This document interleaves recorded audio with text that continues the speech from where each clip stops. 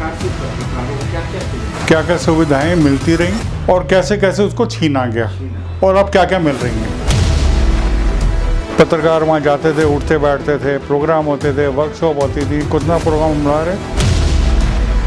ये डॉक्टर हर्षवर्धन के एक बहुत बड़ा ऐतिहासिक काम था ये वाला। अभी तक सिर्फ एक ही पत्रकार, दिवंगत पत्रकार साथी के परिवार को हुआ है, वो है। ये पर मंथ 1000 का मेट्रो पास हम लोगों को मिलना चाहिए। हमारी 6 डिमांडें हैं जिसको लेकर हम लोग लड़ रहे हैं, तो वो मैं बताता हूँ आपको। मैं नमस्कार दोस्तों, आज मैं फिर हाजिर हूँ संजीव चौहान ऑफिशियल पॉडकास्ट में।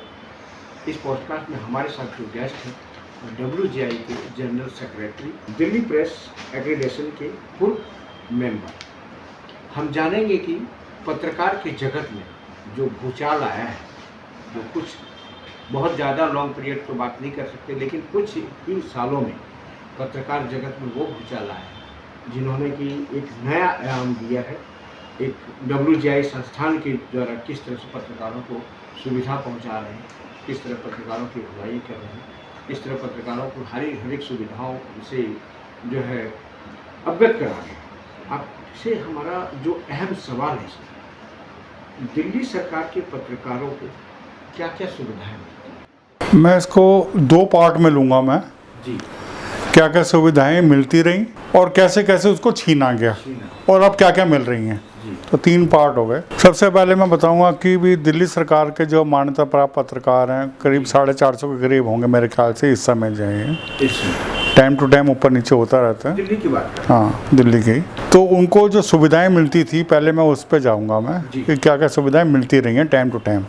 वर्ष 1993 में दिल्ली विधानसभा जब बनी तो बीजेपी की सरकार आई और मदन लाल खुराना जी जो हैं दिल्ली के मुख्यमंत्री बने थे उस दौर की बात है। हाँ, 93 में।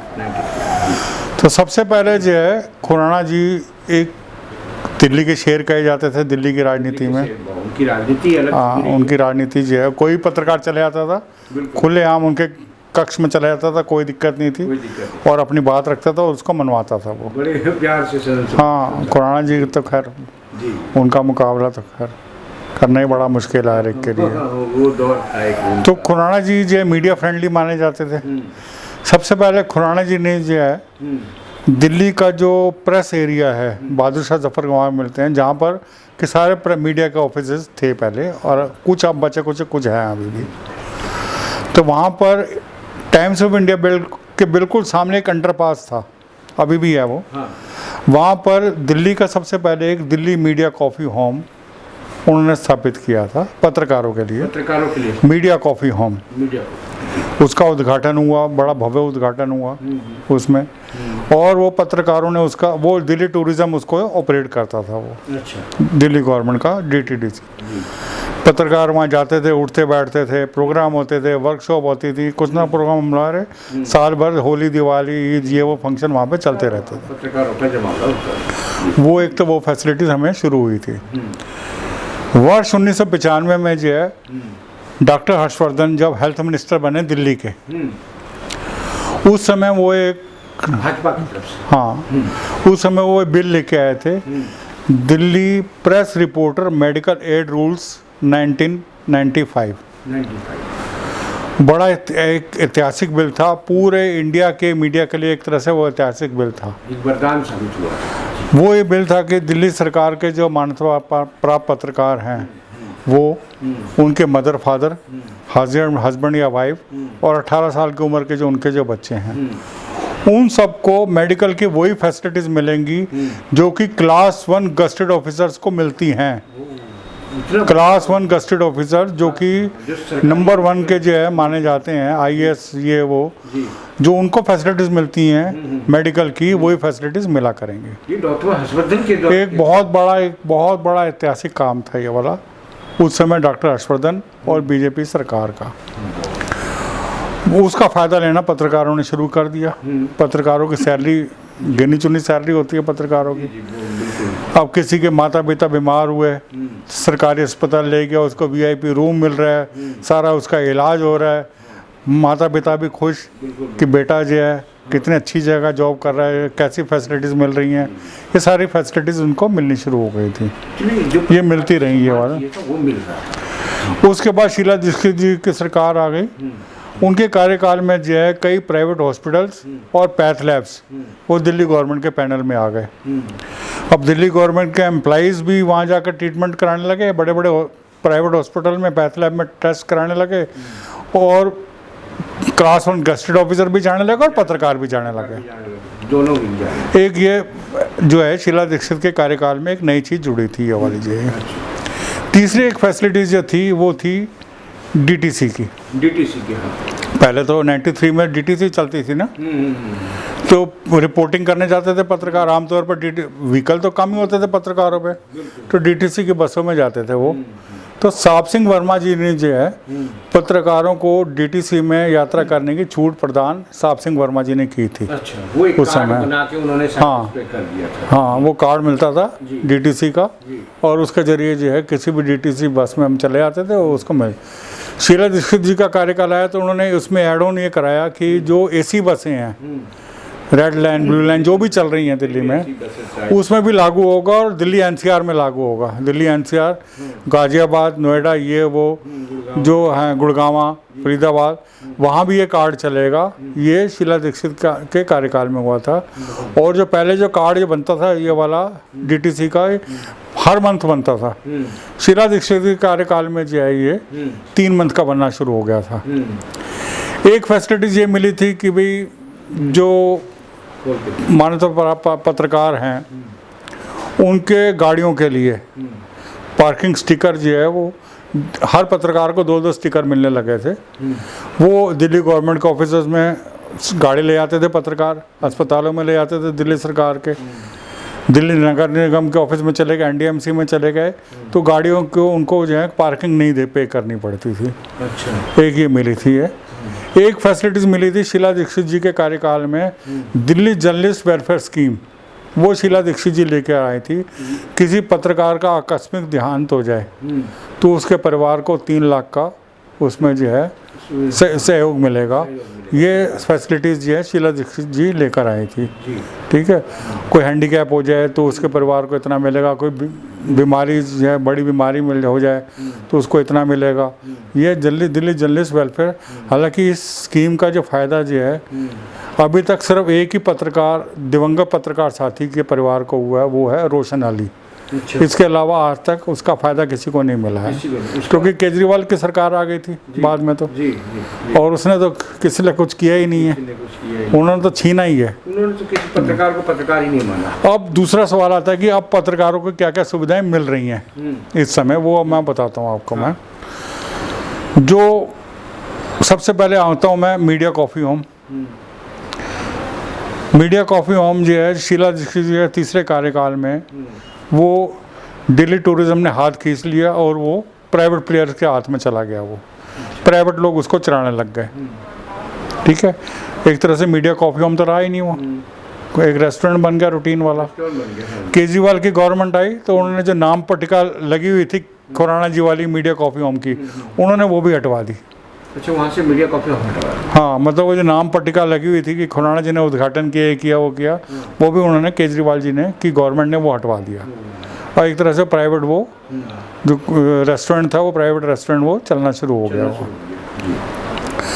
उसके बाद जो मेडिकल की जो फैसिलिटीज़ मिली थी, अब उस पर आता हूँ मैं।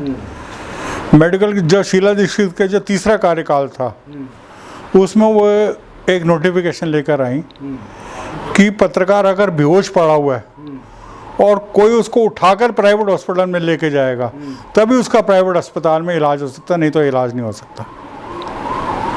ये नोटिफिकेशन विधानसभा में पारित हुआ। और उसके बाद प्राइवेट अस्पतालों में पत्रकारों का जाना एक तरह से बंद हो गया।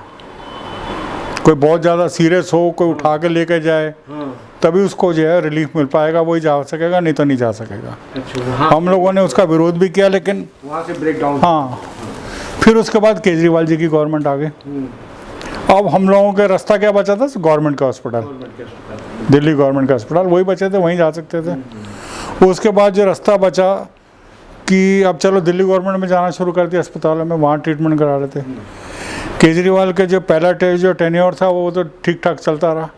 दूसरे टेन्योर में उन्होंने उनकी जो गवर्नमेंट ने क्या फैसला किया कि पत्रकार अगर सरकारी हॉस्पिटल में इलाज कराने जाता है और उसको कोई बाहर से कोई दवाई परचेज करनी पड़ती है, अस्पताल के बाहर से कोई इम्प्लांट लेना पड़ता है, कोई सर्जिकल आइटम लेनी, तो उसका रियम्बर्स नहीं होगा। पहले सब होता था रियम्बर्स, अच्छा, सब रियम्बर्स होता था। उन्होंने कहा अब रियम्बर्स नहीं करेंगे जी, हम लोग जो हैं। सरकार में बचा क्या? सरकार में मिलता क्या? सरकारी अस्पतालों में मिलता क्या? कुछ भी नहीं, छोटी मोटी दवाइयाँ, छोटी मोटी दवाइयाँ बस। डॉक्टर वालिया जी जब दिल्ली के हेल्थ मिनिस्टर थे तो सबसे उन्होंने, हम लोगों ने उनके लिए उनसे रिक्वेस्ट की थी कि पत्रकारों के लिए एक अलग लाइन की व्यवस्था करवाएं जिसमें हम ओपीडी कार्ड बनवा सके, दवाइयाँ लगे। वो व्यवस्था हो गई थी पत्रकारों के लिए। केजरीवाल के गवर्नमेंट में वो भी ख़त्म हो गई थी। ठीक है, मतलब एक गवर्नमेंट करती है, दूसरी गवर्नमेंट आती है तो उसको सब मिटा के सब मिटा देती है जनरली पत्रकार। अच्छा, अब डीटीसी में बहुत कम लोग यात्रा कर रहे हैं, बिल्कुल। मेट्रो में लोग जाते हैं, मेट्रो का हमारे पास कोई फैसिलिटीज़ है ही नहीं किसी भी तरीके की। जर्नलिस्ट वेलफेयर स्कीम है, वो एक पत्रकार को मिली है। उस स्कीम का फ़ायदा जो है, हम लोग चाहते हैं कि वो स्कीम जो है बड़े स्तर पर शुरू हो और उसकी एक कमेटी बनाई जाए जो पास करे। अभी सिर्फ सीएम के हाथ में है कि किसको देना और किसको नहीं देना है। हमें चाहते हैं कि एक कमेटी बने और उसका मिनिमम जो है 10 लाख रुपया एक पत्रकार के परिवार को मिले अगर कोई आकस्मिक किसी का देहांत होता है तो। और तीसरा जो हमारे जो है डिमांड, जो जर्नलिस्ट कमेटी बनती है, एक्रेडिटेशन कमेटी बनती है, 4 साढ़े 4 साल तक वो भी नहीं बनी है अभी तक। ढेरों पत्रकारों के एक्रेडिटेशन रुके पड़े हैं क्योंकि नई कमेटी नहीं है। कौन एक्रेडिटेशन करेगा? हम ये चाहते हैं कि जो नई एक्रेडिटेशन कमेटी बने वो अधिकार संपन्न कमेटी हो, जिसको के अधिकार हों हर तरीके के। अगर कोई अपने प्रस्ताव पास करती है तो सरकार उसको मानने को बाध्य हो। और इन सारी मांगों को लेकर हम लोगों ने किया क्या? अब मैं तीसरे पार्ट पर आता हूँ। दिल्ली प्रेस एक्रेडिटेशन कमेटी के पूर्व चेयरमैन थे रत्नेश मिश्रा जी, दिलबर गोठी जी, मनोज मिश्रा जी, गुलशन खत्री जी, ललित वत्स जी, विजय कुमार शर्मा जी, कमलजीत सिंह जी, मैं, हरीश रावत, हमारे युवा साथी, हम सारे लोग एकजुट हुए कि भी हम लोग उस समय केजरीवाल सरकार का लास्ट चल रहा था। हम लोग चाहते थे कि एलजी साहब से पास करवाएं अपनी जो डिमांड है। ये चौथा टर्म था उनका कि एलजी साहब जो दिल्ली में जो एलजी हैं अभी भी, उनसे पास करवाएं पत्रकारों की। केजरीवाल सरकार से पास कराने के बजाय हम लोगों ने बैठकर, हमारे प्रेस क्लब में मीटिंग भी हुई, 3 साढ़े 3 घंटे मीटिंग चली। हमारा एक व्हाट्सएप ग्रुप बना, हम लोगों ने ज्ञापन तैयार करने शुरू किए। पूरा हर एक के जो जिसके जो चाहता था एक ज्ञापन रेडी हुआ, 6 सूत्री मांग वाला। हम लोगों ने कहा, पहले फैसला है कि अगर एलजी के पास जाएंगे 2 या 3 डिमांड करेंगे। पर अब बाद में क्या हुआ कि भाई वो इलेक्शन अनाउंस हो गए और एलजी साहब से हमें टाइम नहीं मिल पाया। फिर बीजेपी की सरकार आ गई, नई सरकार थी। हमने कहा कि थोड़े दिन इनको भी जो है बैठने दो अभी जो है पूरे तरीके से। फिर हम लोगों ने जो है, मैंने बड़ी कोशिश की कि भी सीनियर साथी जो है इन्वॉल्व हों, लेकिन जब कोई इन्वॉल्व नहीं हुआ तो फिर मैंने क्या किया कि भाई आरटीआई लगानी मैंने शुरू कर दी। DGHS, CGHS, DIP, Delhi government, पत्रकारों को क्या क्या फैसिलिटीज़ मिलती हैं, क्लास 1 गेस्टेड ऑफिसर को क्या क्या मिलती हैं, सारा हम लोगों ने जो है आरटीआई मैंने लगाई। 5-6 आरटीआई मैंने लगाई हैं उस दौरान। और डीजीएचएस से, सीजीएचएस से हमें लेटर आए कि आपको जवाब देना है, 25 पेज का जवाब है, आपको इतने पैसे जमा करने हैं। तो इस मामले में जो है मेरा कमलजीत सिंह जी जो है, जो दिल्ली के वरिष्ठ फोटो जर्नलिस्ट हैं और दिल्ली प्रेस एक्रेडिटेशन कमेटी से जुड़े, उनका बड़ा सहयोग रहा मेरे साथ, कमलजीत सिंह जी का। वो मेरे साथ अलग अलग डिपार्टमेंटों में जाते थे, वो पैसे जमा कराना, पैसे जमा करा के जवाब लेना। हम लोगों ने पूरी एक तैयारी कर ली थी। फिर हम लोगों ने एक नए सिरे से ज्ञापन तैयार करना शुरू किया उन सारी आरटीआईज को पढ़ने के बाद कि क्या क्या है और क्या क्या होना। एक 6 सूत्री मांग पत्र जो हमारी यूनियन ने तैयार किया, वर्किंग जर्नलिस्ट ऑफ इंडिया ने। जब कोई, हालांकि दूसरी, ऐसा नहीं है कि दूसरी यूनियनें, दूसरे संगठन नहीं बोल रहे थे, वो भी जाकर शीला अपना रेखा गुप्ता जी को जाकर ज्ञापन दे रहे थे। हम बहुत लोगों ने ज्ञापन दिए, लेकिन हमें लगा कि ज्ञापन देने का तरीका जो है दूसरा होना चाहिए। जब तक अधिकारी इन्वॉल्व नहीं होंगे तब तक उस ज्ञापन का कोई यूज़ नहीं है। रेखा गुप्ता विज्ञापन लेके पता नहीं किस कहाँ पड़ा होगा वो विज्ञापन। तो इसलिए हम लोगों ने एक नया रास्ता चुना, हम लोगों ने जो मेडिकल फैसिलिटीज़ देने वाले थे डॉक्टर हर्षवर्धन जी, उनको इन्वॉल्व किया। हमने लोगों ने डॉक्टर साहब को बताया, डॉक्टर साहब कि आपने ये बिल लाए थे, अब ये देखो बिल का क्या हाल हो रहा है। उन्होंने कहा अच्छा ये तो गलत बात है, मैं बात करूँगा, मैं सीएम से बात करूँगा, अधिकारियों से बात करूँगा। उन्होंने भी अपने लेवल पे बातचीत शुरू कर दी। इधर से कमलजीत जी सिंह जी और मैं जो हैं दिल्ली गवर्नमेंट गए। के माध्यम से हम लोग दिल्ली गवर्नमेंट गए एक ज्ञापन तैयार करके, वो ज्ञापन ये वाला ज्ञापन है। ये ज्ञापन लेकर हम लोगों ने कहा कि पहले हम बड़े अधिकारियों से मिलते हैं। तो हम लोग जो हैं बड़े अधिकारियों से मिले। बड़े अधिकारियों ने बड़ा उस पर जो इंटरेस्ट लिया और उन्होंने एक जॉइंट डायरेक्टर को बुलाया दिल्ली सेक्रेटरीट में, और उसकी ड्यूटी ये लगा दी कि तुम जाओ, ये ज्ञापन है इनका, इससे पहले कि सीएम से मिले ये लोग, सबसे पहले पता करो कि ये जो इन्होंने लिखा है वो उसमें कितनी सच्चाई है।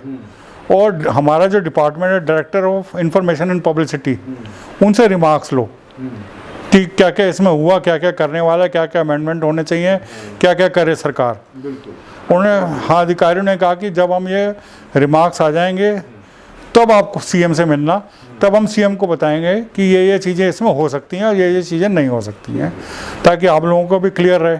हम लोगों ने कहा ठीक है। तो अब वो डीआईपी के पास वो हमारा लेटर गया हुआ है, वो वहाँ पे चर्चाएं चल रही हैं। जॉइंट डायरेक्टर की एक ड्यूटी लग गई है दिल्ली गवर्नमेंट के, वो सारे देख रहे हैं। बहुत जल्द जो है हम लोग फिर दिल्ली सरकार में जाएंगे, अधिकारियों से मिलेंगे, उनसे पूछेंगे कि हमारा जो ज्ञापन था उसका क्या हुआ, क्या उसमें होना चाहिए, क्या क्या आप लोग कर रहे हो, तो क्या क्या अमेंडमेंट कर रहे हो। हमारे जो हमने लेटर दिया, जो पुराने जो बिल थे उसमें अमेंडमेंट होना चाहिए। दिल्ली हम लोग जो कह रहे हैं कि भाई जो पहला जो बिल था मेडिकल वाला, उसमें संशोधन करो, तो उसमें ये भी लिखो कि प्राइवेट जो है हॉस्पिटल है, प्राइवेट लैब हैं, वो भी इन्वॉल्व होंगी। हमने ये भी कहा कि अगर क्लास 1 गस्टेड ऑफिसर अपने इस फैसिलिटीज़ के लिए सरकार को कुछ पे करते हैं तो वो हम लोग भी तैयार हैं। और हमारा हेल्थ कार्ड जो है वो डीआईपी नहीं डीजीएचएस बना के दे। हाँ, दिल्ली गवर्नमेंट का जो स्वास्थ्य महानिदेशालय है, हमारे मेडिकल कार्ड वो, क्योंकि हम लोग जाते हैं डिस्पेंसरियों में, अस्पतालों में, हमारे डीआईपी का हेल्थ कार्ड है वो पूछता ही नहीं कोई ये क्या है, ये वो देखते हैं, बड़े हैरानी से देखते हैं, उनको पता ही नहीं। तो ये हमारी ये सारी जो है हम लोगों की डिमांड है कि सरकार नए सिरे से या तो मीडिया कॉफ़ी होम बनाए वहाँ पे, नहीं तो दिल्ली में जो एक दिल्ली मीडिया क्लब की स्थापना होनी चाहिए। दिल्ली में 3 प्रेस क्लब हैं। प्रेस क्लब ऑफ इंडिया 1958 के आसपास का बना हुआ, ज़्यादातर ब्यूरो उसके मेंबरशिप बड़ी मुश्किल से मिलती है, जिसमें जो है एक वोमन प्रेस क्लब है जो महिलाओं के लिए, महिला पत्रकारों के लिए, एक प्रगति मैदान में फॉरेन कॉरेस्पोंडेंट क्लब है जो कि फॉरेन मीडिया कवर करते हैं, उनके लिए। हम लोग चाहते हैं कि सरकार जो हमें कोई एक स्थान दे जहाँ पे दिल्ली मीडिया क्लब की स्थापना हो, वहाँ पर जो है पत्रकार आ जा सकें, छोटे मोटे अपने फैमिली का फंक्शन कर सकें। हम लोगों ने उनको एक स्थान भी बताया है, फॉरेन प्रेस क्लब है उसके बिल्कुल साथ 2-3 कोठियाँ छोड़कर जो है 1-2 कोठियाँ खाली पड़ी हैं, वहाँ पर बनाया जा सकता है। ये हम लोगों ने उनको जो है राय दी है कि यहाँ पे बना सकते हैं, या कोई और स्थान देख लो जहाँ पर बनाओ। और इसके अलावा जो हम चाहते हैं कि 1000 रुपये पर मंथ का मेट्रो पास जो है, डीटीसी जैसे डीटीसी का मेट्रो पास मिलता है, ये पर मंथ 1000 का मेट्रो पास हम लोगों को मिलना चाहिए। दिल्ली जर्नलिस्ट वेलफेयर स्कीम में उसमें चेंजेस होने चाहिए। 3 लाख के बजाय 10 लाख परिवार को मिलना चाहिए, मिनिमम इतना मिलना चाहिए। तो बढ़ गया ना। हाँ, ये हमारी 6 डिमांडें हैं जिसको लेकर हम लोग लड़ रहे हैं। और ऊपर वाले ने चाहा अगर सारे पत्रकार एकजुट हुए तो ये सारी हमारी डिमांडें जल्द पूरी होंगी। इसमें सर एक बड़ा अहम सा सवाल है कि जब आपने बताया कि ये जितने भी फैसिलिटी मिल रहे थे ये मान्यता प्राप्त पत्रकारों के लिए थी, तो अब आपने एक नया आयाम दे दिया, इसमें WJI वर्किंग को भी आपने लेटर दिया, इसके माध्यम से दिया। तो क्या जितनी भी फैसिलिटी के लिए आप जो फाइट कर रहे हैं, जितने भी आपने ज्ञापन दिए हैं, तो क्या इसमें WJI के जितने भी पत्रकार दिल्ली के अंदर होंगे उन सभी को सरकार, कोई भी सरकार हो, चाहे यहाँ की हो, चाहे तेलंगाना की हो, चाहे आंध्रा की हो, जो सरकार फैसिलिटीज़ देती है अपने मान्यता प्राप्त पत्रकारों को ही फैसिलिटीज़ देती है और किसी को फैसिलिटीज़ नहीं प्रोवाइड होती है। हाँ, हम ये चाहते हैं कि मान्यता के जो नियम हैं वो बदलाव होने चाहिए। दिल्ली सरकार है, हम लोगों ने जो लेटर जो ज्ञापन दिया अभी अफसरों के पास है, जो उसमें कहा कि भाई डिजिटल मीडिया के पत्रकार हैं, ऑनलाइन मीडिया के पत्रकार हैं, उनको भी सरकार मान्यता दे, कुछ नहीं है। उनको भी मान्यता दे, जी। कोई ऐसा नियम बनाया जाए कि उनको भी मान्यता मिले, उनको भी विज्ञापन मिले। ये हमारी डिमांड है, जो हमारी एक डिमांड का हिस्सा है, जो है हम लोगों की डिमांड जो चल। यानी कहीं ना कहीं अगर ये मान्यता प्राप्त वाली आपकी बात अगर मान लेती सरकार, तो वो ऑटोमेटिकली आपके इसमें आ जाएंगे, पेरोल पे आ जाएंगे। जैसे DTH से सुविधा मिलेगा आपको या DDCL मिलेगी, वो सारी सुविधाएं फिर हाँ, उनको भी मिलेंगी, लेकिन मिलेंगे मान्यता प्राप्त पत्रकारों को। हाँ, हम ये चाहते हैं कि मान्यता ज़्यादा से ज़्यादा पत्रकारों को मिले। मिले। हाँ, आपने इसीलिए ये विड़ा आपने ज्ञापन भी शायद यही ये दिया है ज्ञापन। WGI का जो आपका रहा है बिल्कुल बिल्कुल जो है कि डिजिटल मीडिया के पत्रकारों को भी जो है सरकार मान्यता दे। अगर मान्यता मिलती है तो उनको भी सारी सुविधाएं जो आम दूसरे पत्रकारों को मिलती हैं पत्र मान्यता प्राप्त, उनको भी वो सुविधाएं मिले, हमें चाहते हैं। जो नई CM आई है रेखा गुप्ता जी, इन्होंने तो काफ़ी कुछ अच्छे कदम भी उठाए, कुछ हाँ, नहीं, अच्छे कदम उठाए जा रहे हैं और हाँ, बिल्कुल कोई दो राय नहीं है। पुलिस से कुछ लिया है। हाँ, अच्छे कदम उठाए जा रहे हैं और इसमें मीडिया के लिए मुझे लगता है कि कुछ ना कुछ करेंगे वो। तो आपको क्या उम्मीद लगता है सर, इसमें एक CM हमारी पत्रकारों की बात सुनेगी? बिल्कुल सुनेगी, मुझे पूरी उम्मीद है। नहीं तो सड़क का रास्ता तो है ही, जी, देखी जाएगी।